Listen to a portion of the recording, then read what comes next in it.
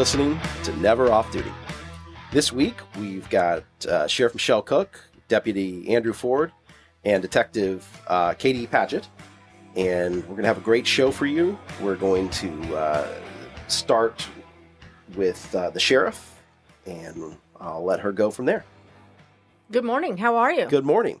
So, wanted to dive into some 2022 numbers, and you know, I'm really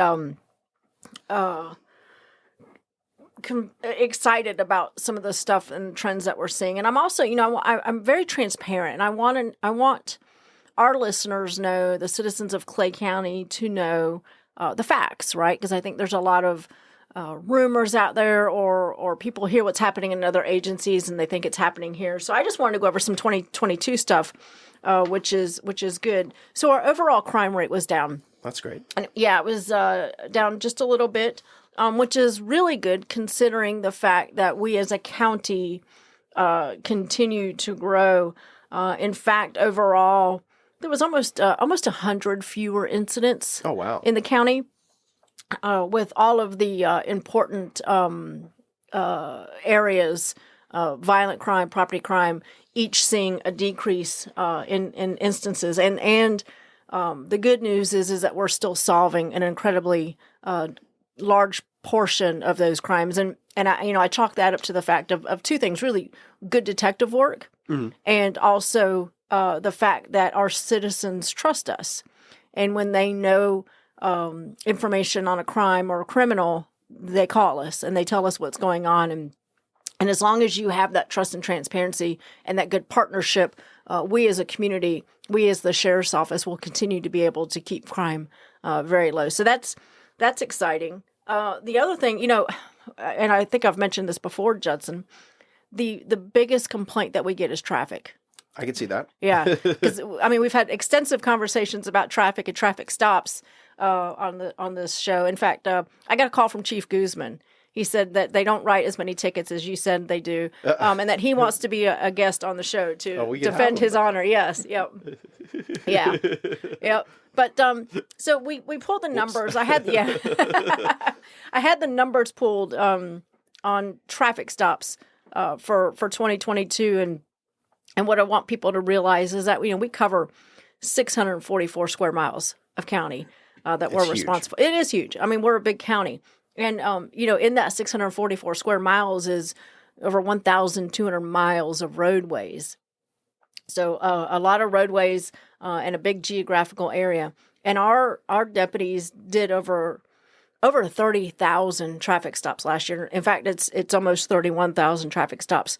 And what's interesting is that, you know, if you, and the listeners can't see this, but I'm going to post this on our social media here soon, is if you look at where crashes occur, it's the same place that we're doing the traffic education and enforcement.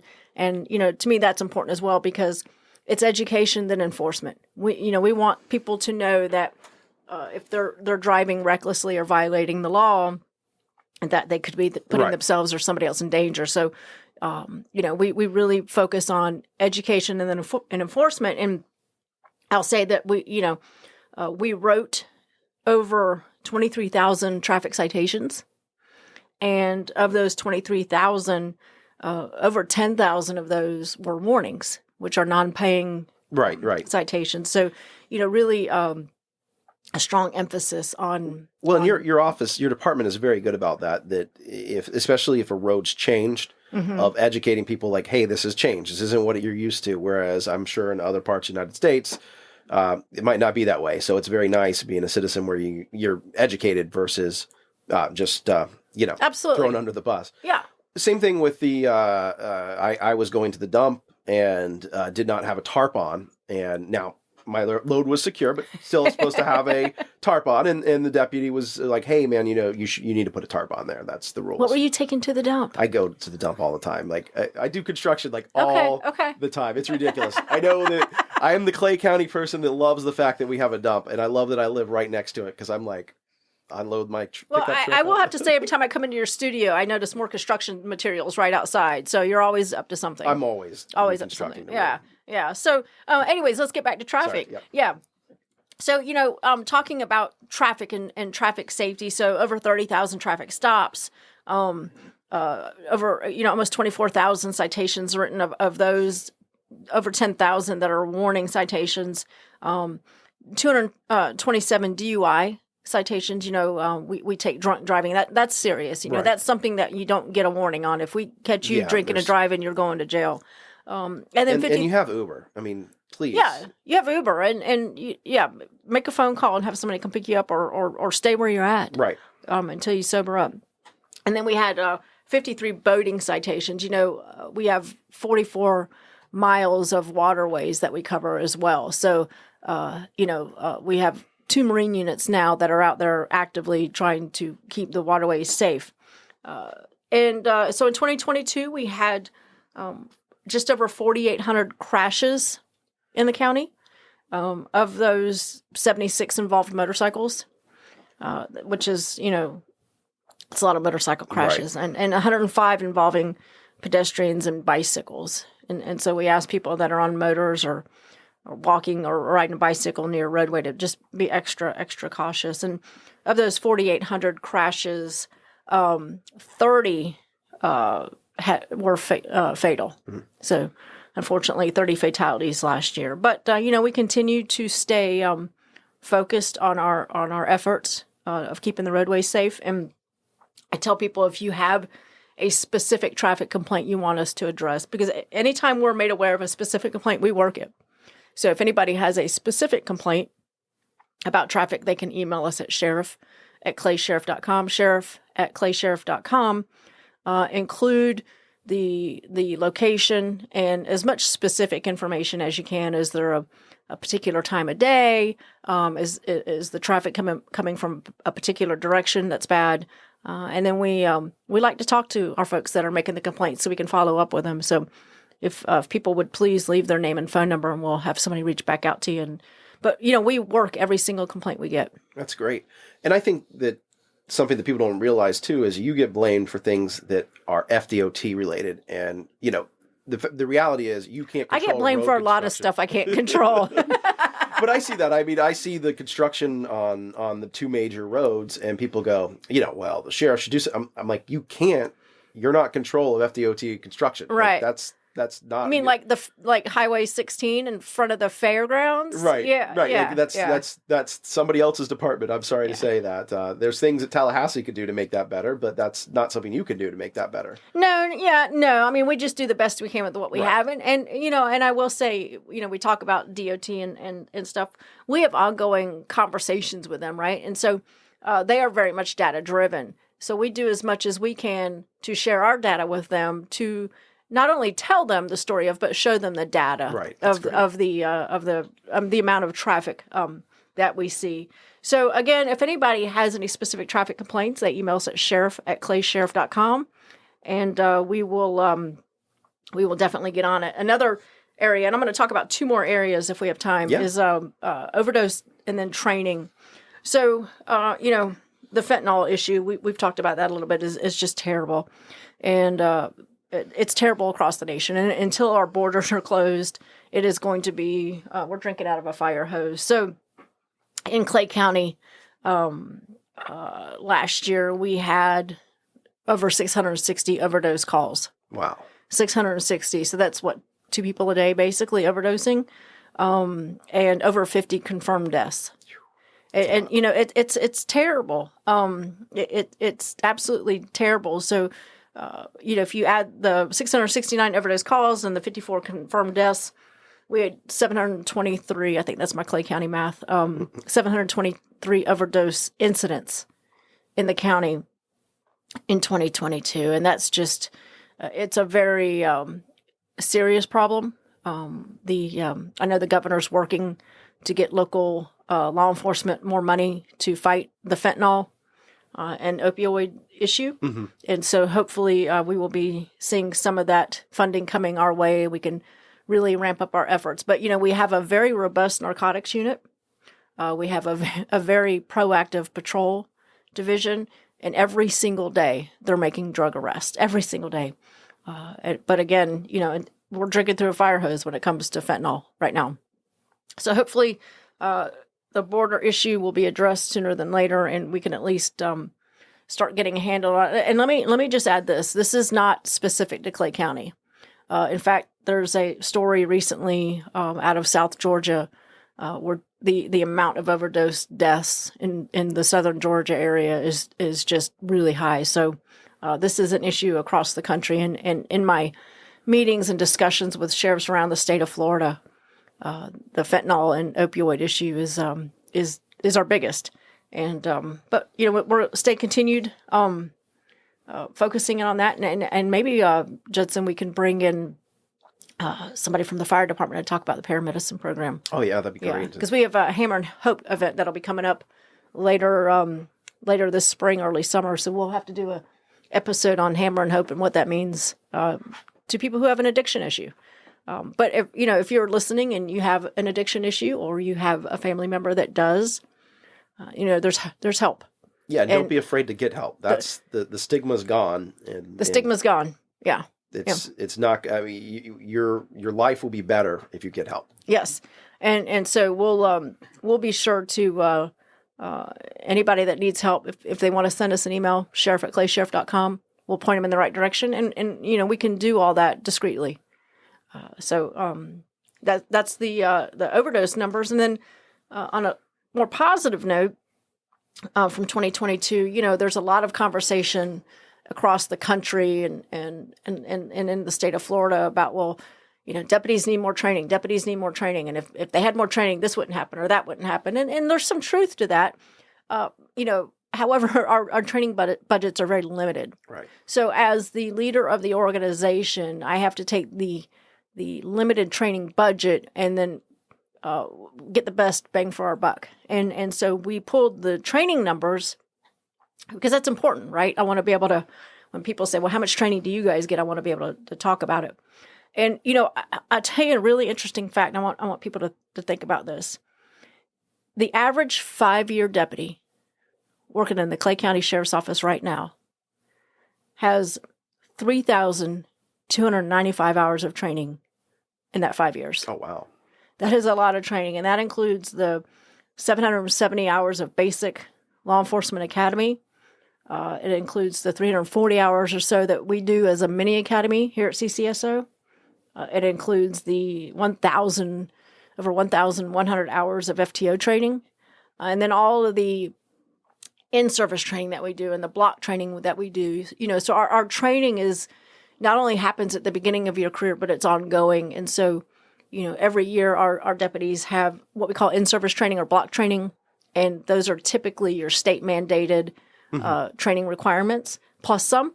And then we do advanced specialized training where we may have a topic that we bring in and train to. Might be on how to handle fentanyl cases or things that are timely like that. We also do continuous training on policies, which is important. What is our agency position on XYZ issue? And in fact, we have 267 policies that apply to our law enforcement deputies, and they have to be reviewed annually. Oh wow! So it's there's a lot of ongoing training that happens.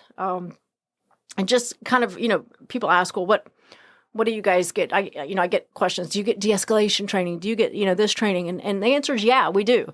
In fact, some of the more interesting training topics of last year was de-escalation, mental health, physical health, PTSD training, advanced defensive tactics, CPR, tactical medical, the naloxone, I think I'm saying that right. The Narcan, legal updates, pistol-mounted optics training, active shooter training, active shooter incident management training, scenario conflict training, training on profiling and discriminatory practices, bias-based. Make sure we're not doing anything we don't need to be doing.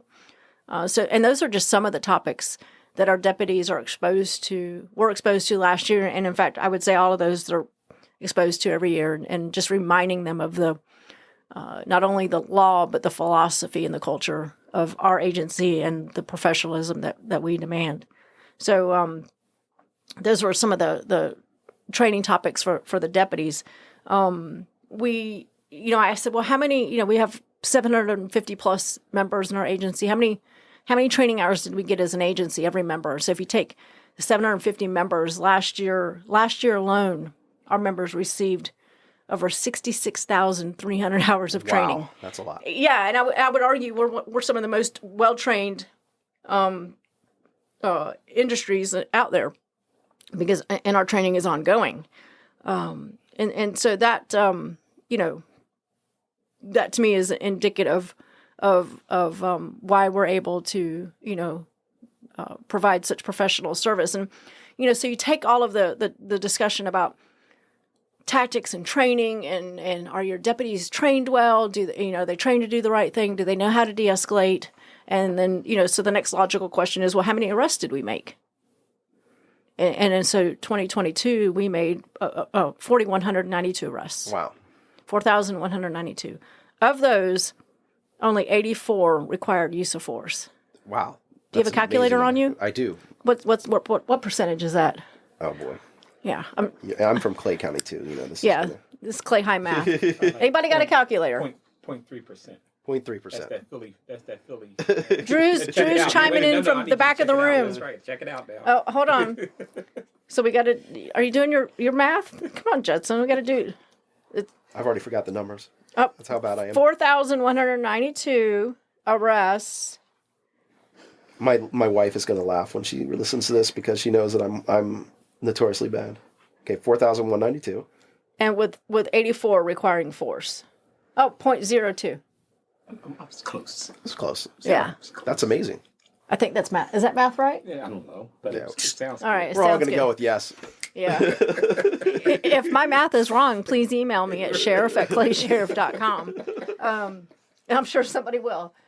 But they will. They will. Again, over 4,100 arrests made last year. Right. And 84 required any force. And so what that tells me is that our deputies are, they understand de-escalation. They understand patience. They understand keeping everybody safe. And listen, police work can be ugly. Right. I've been personally in some hellacious fights. Police work can be ugly, and sometimes you have to use force. But our deputies, again, it's about creating a culture of, if we don't need to use force, then we don't need to use force. If we do need to use force, let's do it correctly.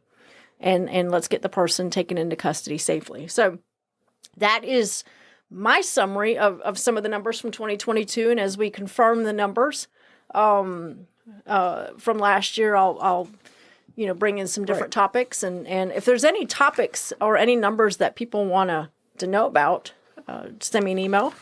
And let me know, and we'll definitely take a look, and I'll come in and share those with our listeners. Well, that's great. Well, thank you so much. So Sheriff Cook has to actually go work, so yes. We're going to let her go, and we've got Detective Ford and Deputy Ford, Detective Padgett are going to step in now. I got it right eventually. So thank you, Sheriff Cook. Yes, sir. Thank you. You're listening to Never Off Duty.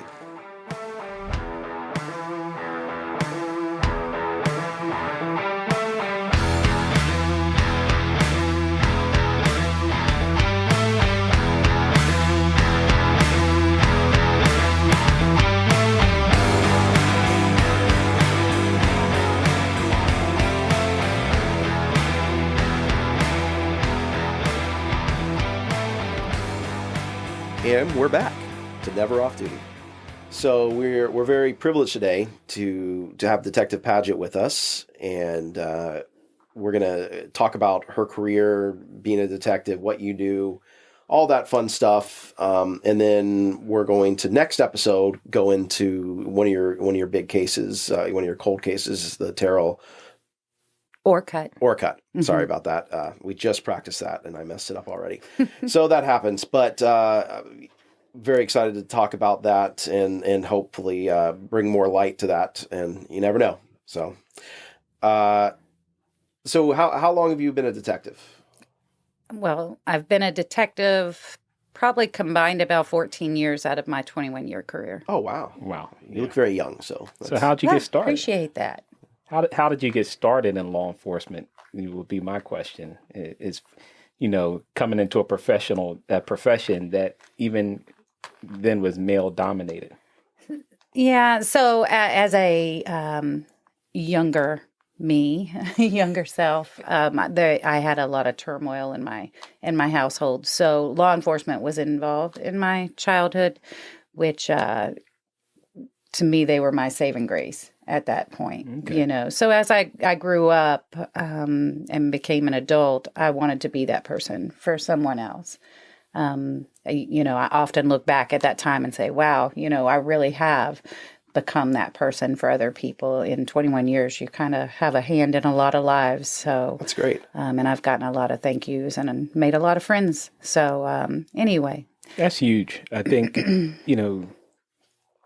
you really touched on law enforcement, having that, some turmoil growing up in your family household. So to actually see a positive influence of law enforcement, come in trying to help. And then now for you, that was a positive impact for you. It was huge. For you to come into a profession, to a noble profession, to now come around and help people. Yeah. I definitely think that that's one of the things that everyone that gets involved in law enforcement, we all do it, I feel like, for the right reasons. It's certainly not about the money.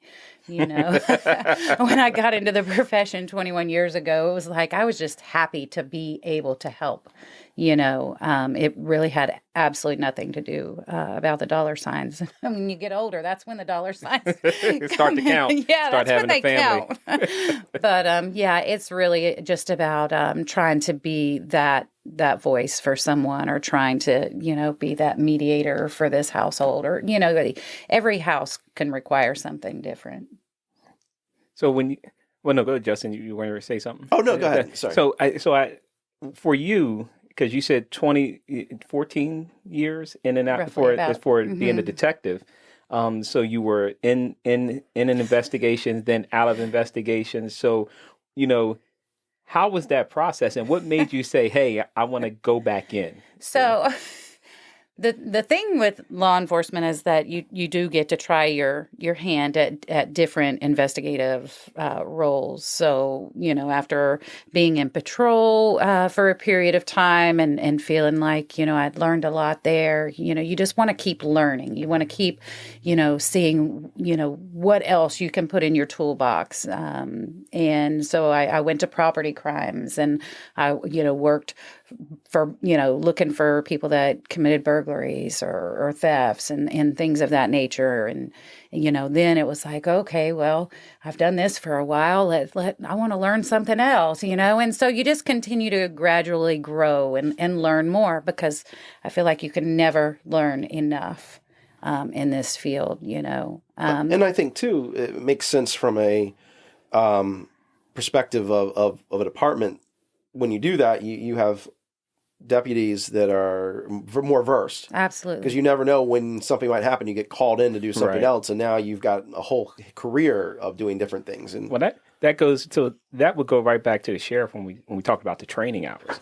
So we see just the over 66,000 hours of training, and some of that was in-house, but that doesn't even, well, I shouldn't say it doesn't include, because there are some deputies who actually take additional training that they may not even put, in on their resume or in their file to say, hey, I have this type of training. But even if they do, that counts towards part of those 66,000 training hours. Wow. That's true. And so we don't think about that in the long run when you're trying to go to investigation. So you want to learn some investigative techniques on how to talk to people, how to read people, or if you're going into another area, traffic. So you got to train on, traffic crashes, specialty It's more of a units, those specialty specialized units, the training. dive team, the training they put in. So I there's so attended much. a training last week regarding cold case, and I have another training coming up in March for, different DNA techniques. So, you just always are learning. And especially as time goes on, everything with technology today, it's constantly changing and evolving. And some of these cases can utilize some of that new technology. So it's a good thing. And you just have to kind of keep learning and what's the next thing. So is there a case, and I know later we'll talk about Terrell Orcutt and the Cole case, but besides that case, is there a recent case that you could talk about that stood out to you that was interesting and how you were able to, resolve that case, and what does it take to be an investigator to be able to solve a case? Patience. Patience. Really, it's just patience and dedication. You just go into everything with just a clear mind and take your time. Working currently in the robbery homicide unit, it's not a unit that you really want to make mistakes at. You don't want to make mistakes at any case that you work, but when it comes to murder and robbery and some of the higher end cases that we deal with in this community, you just want to make sure to get it right. There's no room for failure. You know what I mean? Right. You just want to make sure to get it right for the victims' families. You just want to make sure to be able to take those people off the street and keep our community safe. So from an outside perspective looking in, I always try to remember, a lot of our listeners have no clue what's going on here, but we have seen movies and TV. So walk us through, there's a homicide, and if we do something, I understand that there's sometimes we might have a topic conversation we can't have because I don't want to mess up your right. I don't want investigative techniques. Yes. So tread carefully. But is it one of those things where it's like you come into in the morning briefing and they're like, here's your thing, and there was a murder last night, and they hand it to you? Absolutely not. Okay. 'Cause that's how it is. That's TV world, right? So most of the time, I won't say most, but it just appears to happen this way. You'll be at home with your families, and you'll get a call that'll say, we got something going on. We need some people to respond. And as our homicide unit, we're a team of just really they're great people.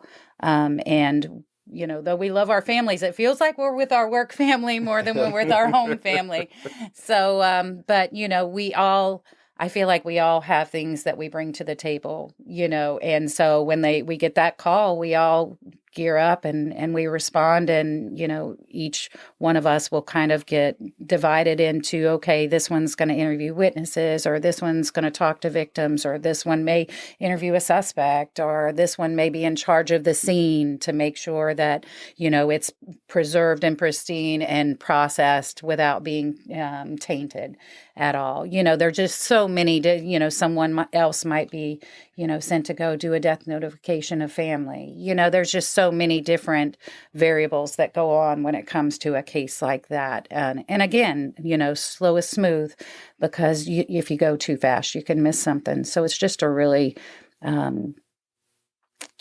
attentive, gradual, yes, very detailed oriented. Yeah. So I'm supposing that there isn't that Sherlock Holmes moment where you're walking through and you're like, your brain is all going around and you're like, this is it, I figured it out. It's slow, methodical, but maybe there is. I mean, you can correct me. So,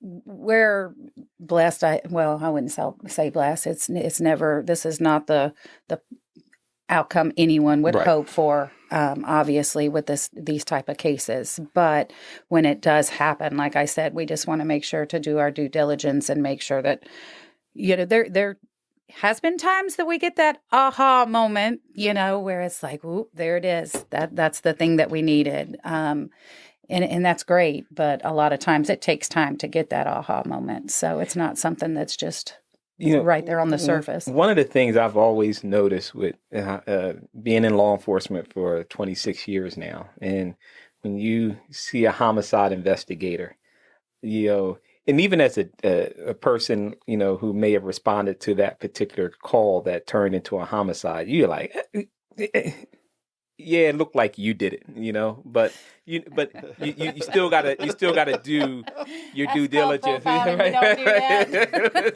And I mean, reality is, you walk up and 1 + 1 is 2, and but you still have to do you still have to investigate it, either to rule that person in of or course. rule that person out. So it's one thing to look and say, I believe this is the person that done it. Right. You still have to be able to prove it in a court of law. And so that takes time to build that evidence and be able to solidly hold that person in custody. I remember watching like a Dateline. This is a long time ago, so obviously things have changed. But the guy, the detective, was like, "It's always the husband." It's like I knew it was the husband, right? And it was, but we had to go through the whole process. Right. But we knew. You want to do it right. And homicide investigators, even some of our investigators, they're really good at not tipping their hand. Or giving you too much information. They hold things close to the chest, because that one particular thing that you may have seen, found, that the person who committed that heinous act doesn't know. And so, which can lead you to that person. And so, a lot of them play things or hold things close to their chests when it comes to that investigation, because you don't want that leak to get out. Right. And because it's important, right? Right, of course. I mean, there's some things about an investigation or a scene that you won't tell just anybody. Only certain people will know it. And most of the time, that's going to be the suspect. So, you don't ever want to show your whole hand. And I imagine that's hard with our current state of social media. You're having people go, why aren't we knowing more? Why? I'm entitled to know more. And it's like, no, you're not, because we can't do our investigation if this piece of information gets out. It's got to be very difficult, I imagine. It is. In this day and time, everyone wants to know everything. And it's just not possible. I mean, it's unrealistic to expect us to show the public everything. This is law enforcement, and a lot of things are done in the dark to be able to catch these criminals and to be able to successfully prosecute them fully. But a lot of people now in this day and time feel like they have a right to know everything. Well, if that right was weighed against, okay, you having the right to know, place our hand early, right, and we may not get that confession, or we may not get that prosecution the way we wanted to, which one is more important? And so, unfortunately, sometimes people will get upset with us that we can't tell them everything. But, we're doing what we have to do to bring, some kind of successful closure to this case, and, some kind of justice to the families and the victim. Because it's not about the people; it's about the victim and their families. Absolutely. Making sure you can secure that justice for them in the long run. Yeah, I mean, one of the main things that I've always said working in robbery homicide was that, we become the voice for that victim by preserving that evidence, by, working to get that, confession or that interview that gives us those little things that can go into our case. We are the voice of that victim, trying to get justice for that family. And I won't trade that for anything. And there's no one out there that needs information from me that bad that I would risk tainting that case. That's great. So how long does a typical investigation take? Is there like an average? I know that sometimes, like with cold cases, that throws the averages off, but is it one of those things when you show up, you can kind of get an idea of like, this is going to be,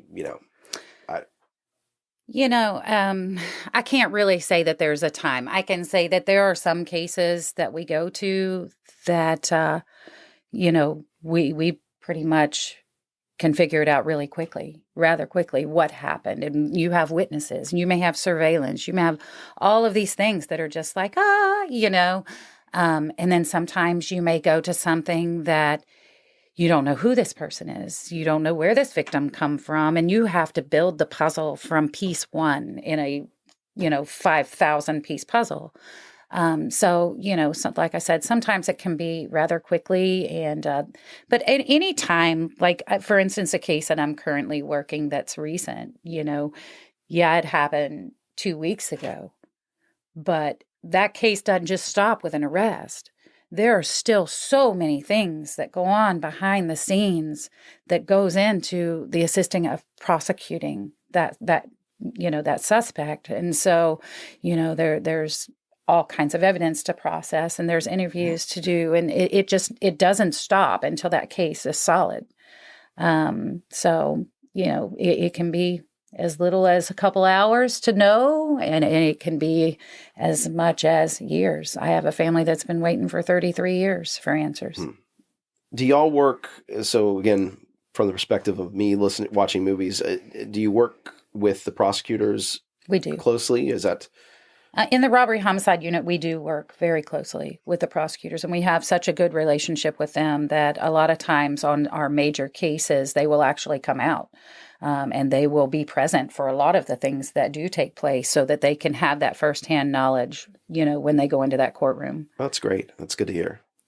Yeah. It just doesn't stop. So I think you really said something profound, is that the case doesn't stop. A lot of on the outside world, you say we made that arrest, and you think, all right, it's over now. He or she is in jail now. We can start moving on, but that case continues until you make sure you have all the solid evidence, all the details to lay out that case. So when it's prosecuted, there is a conclusion. Right. That person is guilty. Yeah, you may collect, my God, just to throw out a number, you may collect 50 pieces of evidence from a scene, and that evidence then has to go on and be processed. We have in-house processing of some items. We have stuff that we send out to outside labs. We have stuff that we send to FDLE, and that's all a waiting game. You're on their time. Right. So, and that's waiting for results.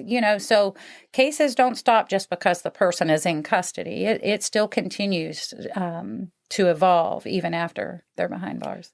So I have one more question. I'm fascinated by this. Do you feel like with technology, has it made it easier, harder? Because there's more surveillance everywhere. There's more tracking. I just touched my phone, I'm being tracked right now.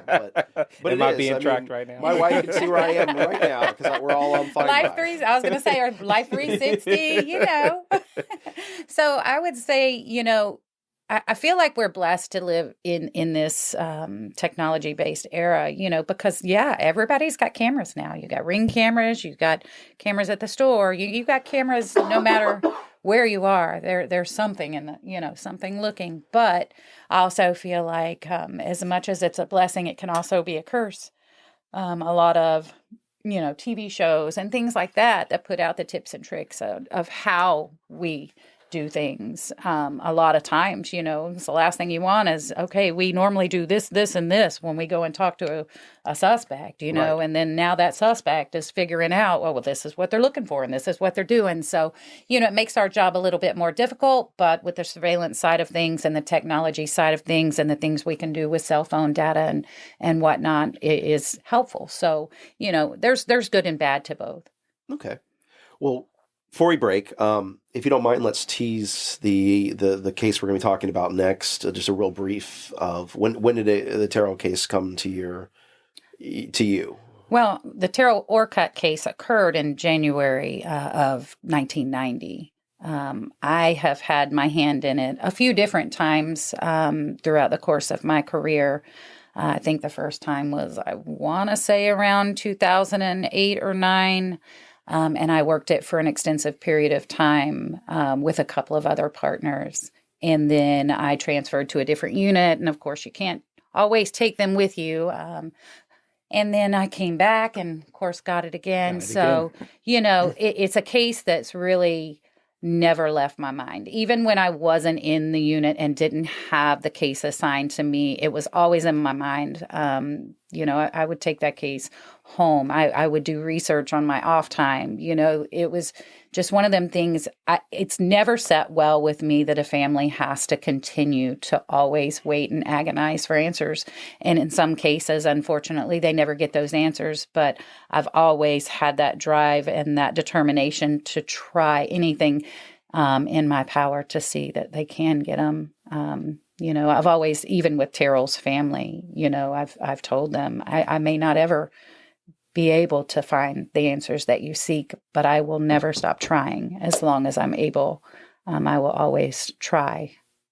So Well, that's great. Well, we'll talk about that in depth. Absolutely. And the hope about talking about it on a show like this is maybe maybe one person has one bit of information and this triggers it and it goes to you and that solves it. I mean, I know that's high in the sky thinking, but you hope. Yeah, there's somebody out there that knows something. We just hope that somebody can give us that one little piece that we need. So we're going to take a quick break, and then we're going to come back and do the unfortunate segment of Officer Down. Yes. So, like I said, I hope one day we'd never have to do this segment, but we're going to honor their memories. We'll be right back. You're listening to Never Off Duty.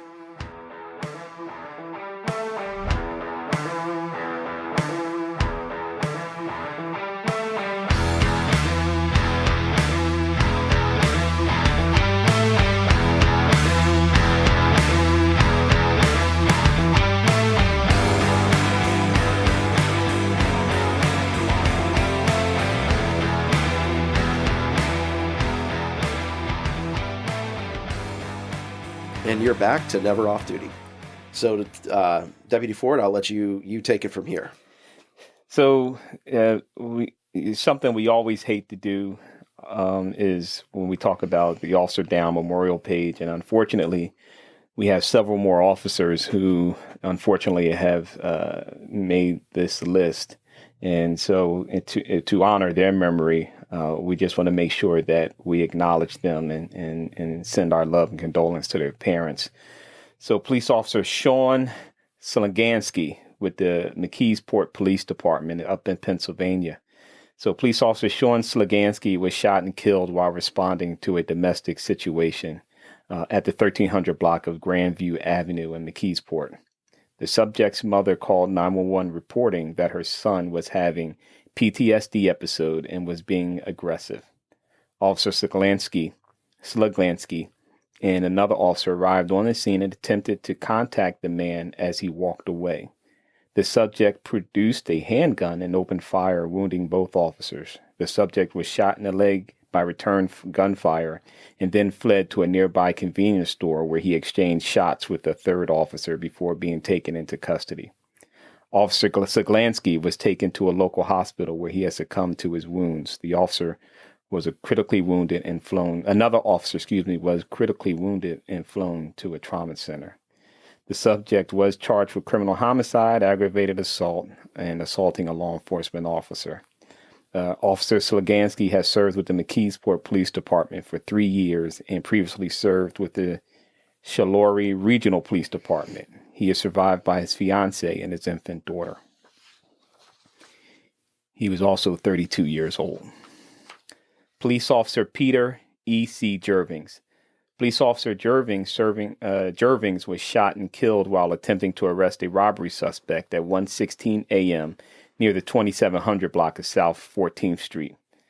Police Officer Jerving was with the Milwaukee Police Department in Wisconsin. Officers were looking for the suspect who had just committed a robbery at a nearby apartment building. The suspect fled on foot and officers approached him. One officer caught the subject and a struggle ensued. The subject fired his handgun and struck Officer Jervings, who was running to the scene to assist. Despite being wounded, Officer Jerving was able to return fire and kill the subject. Officer Jerving was transported to Froddart Hospital, where he succumbed to his wounds. The subject had been sentenced to probation for 2 hit-and-run crashes the day before. Officer Jervings is served with the Milwaukee Police Department for 4 years and was assigned to Police District 4. He is survived by his parents, 6 siblings, and a longtime girlfriend. Officer Jervings. Police Officer Charles Herring, Pembroke Pines Police Department, Florida.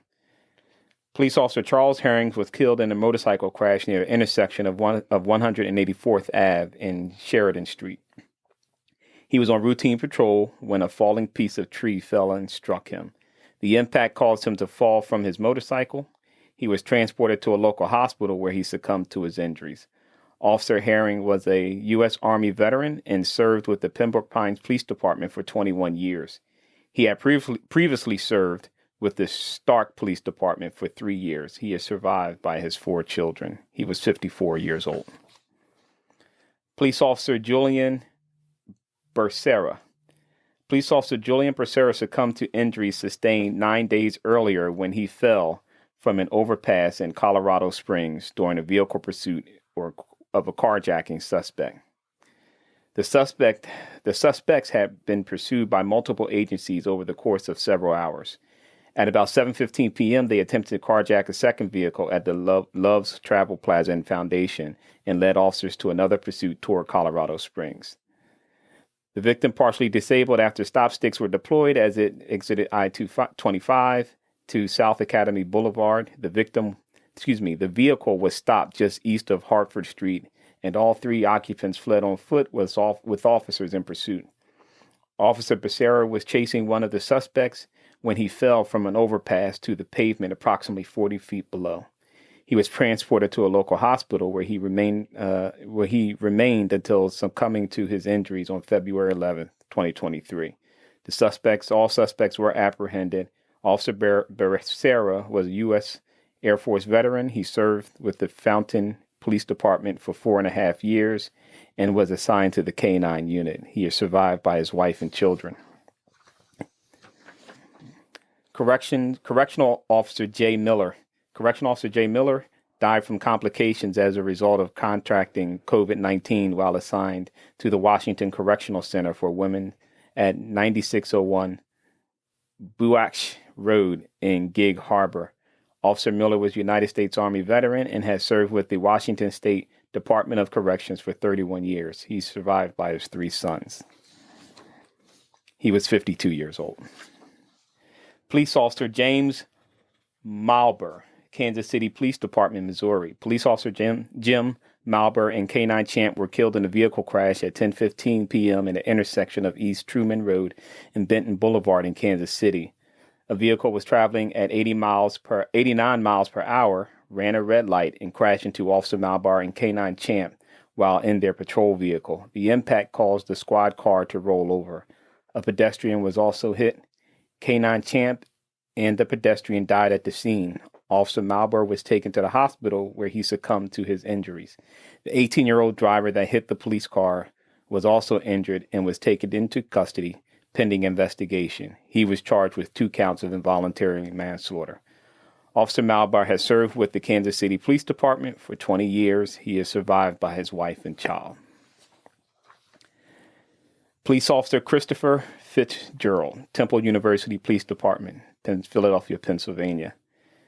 Christopher Fitzgerald, Police Officer Chris Fitzgerald, was shot and killed while attempting to arrest a robbery suspect near 1700 West Montgomery Street in Philadelphia at 7:30 p.m. The subject shot Officer Fitzgerald in the head and then attempted to steal his duty weapon, belongings, and patrol car. Officer Fitzgerald was transported to Temple University Hospital, where he had succumbed to his wounds. The man who shot him was arrested in his home in Bucks County early the next morning. He was charged with the murder of a law enforcement officer, robbery, carjacking, and several other offenses. Officer Fitzgerald has served with the Temple University Police Department for 2 years. He is survived by his wife and 4 children. His father served with the Philadelphia Police Department and is currently serving as the Transit Police Chief in Denver, Colorado. His father, I knew, worked with him. Police Officer Godfrey Red succumbed to gunshot wounds sustained 2 weeks earlier while responding to a suspicious person call at the Polar White Station Library at 5094 Poplar. Officers, including Officer Red, had responded to a nearby business regarding a trespasser. Approximately 30 minutes later, the subject became engaged in an altercation with citizens inside of the Poplar White Station Library. As Officer Red and another officer attempted to contact the subject outside of the library, the man produced a handgun and opened fire on them. Officer Red was shot and critically wounded before the other officer returned fire and killed the subject. Officer Red was transported to Regional 1 Hospital and remained in critical condition until succumbing to his wounds on February 18, 2023. Several years prior to being shot, Officer Red had been critically injured when he was struck by a vehicle while on duty. He returned to duty following an extensive recovery period. Officer Red has served with the Memphis Police Department for 15 years. He is survived by his wife, 3 daughters, and 4 granddaughters. He was 49. Detention Officer Kenneth Fowler, Pontotoc County Sheriff's Office in Oklahoma. And I'm sorry if I pronounced that wrong. Detention Officer Kenneth Fowler succumbed to his injuries sustained on January 31st, 2023, when he slipped on ice in the parking lot of the Pontotoc County Sheriff's Justice Center. The area was experiencing an ice storm when he fell. He was transported to the hospital in Oklahoma City, suffering from head injuries and hypothermia. He remained in a medically induced coma until succumbing to his injuries on February 19, 2023. Fowler served with the Pontotoc County Sheriff's Office for 5 years. He survived by his wife, daughter, mother, brother, sister, and 2 grandchildren. K9 Graffett. K9 Graffett was shot and killed while assisting in the search of an armed subject. Officers with the Golden Police Department and the Colorado School of Mines Police Department attempted to apprehend a man who was unconscious in a vehicle near 19th Street and Elm Street at about 12:15 a.m. When officers tried to wake him, he drove away but stopped at 19th Street and Tangent Way.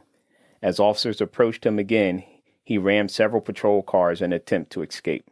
The officers broke the driver's window and put the car in park, but the subject fled on foot into a wooded area while pointing a handgun at them. The Jefferson County Sheriff's Office K-9 unit joined the search of the armed subject. When K-9 Graffett located the man, the subject fired multiple shots, striking K-9 Graffett. A deputy returned fire, but did not hit the man, who continued to hide until surrendering around 5 a.m. K-9 Graffett has served with the Jefferson County Sheriff's Office for 7.5 years. K-9 Champ. K-9 Champ and police officer Jim Marlborough were killed in a vehicle crash at 10:15 p.m. at the intersection of East Truman Road and Benton Boulevard in Kansas City. I read his information before along with his partner who was killed. This is in reference to a vehicle crash where the subject, an 18-year-old, was then apprehended and charged with involuntary manslaughter. K-9 Champ served with the Kansas City Police Department for 1 year. He lived with Officer Marlborough and his family. K-9 Duke, San Joaquin County Sheriff's Office, California. Am I saying that right, Johnson? I don't know. That sounds right. K-9 Duke was stabbed to death while attempting to apprehend a burglary suspect in a rail yard in Tracy. Officers with the Tracy Police Department had responded to a burglary at the rail yard near Brachetto Road and Banta Road at about 12 p.m. As officers arrived on the scene, 2 men fled from the officers into the train yard. When K-9 Duke arrived on the scene, one of the men entered the engine room on one of the trains in the yard and barricaded himself inside. Officers and deputies were able to create an opening to the engine room, and K-9 Duke was released for an apprehension. As he engaged the subject, the man stabbed him multiple times. Officers were able to take the man into custody after he stabbed K-9 Duke. K-9 Duke was taken to Central Valley Veterinary Hospital in Manteca, where he had succumbed to his injuries. K-9 Duke has served with the San Juan County Sheriff's Office for 6 years. He was 6 years old. Well, like you said, our thoughts and prayers are with their families and colleagues, and it's a lot we had to read today, and that's very sad. And like I said, hopefully the world will change, and that list will get shorter each time. But you're listening to Never Off Duty. Tune in next week and get an insight into our cold case. We'll talk to you soon. Thank you.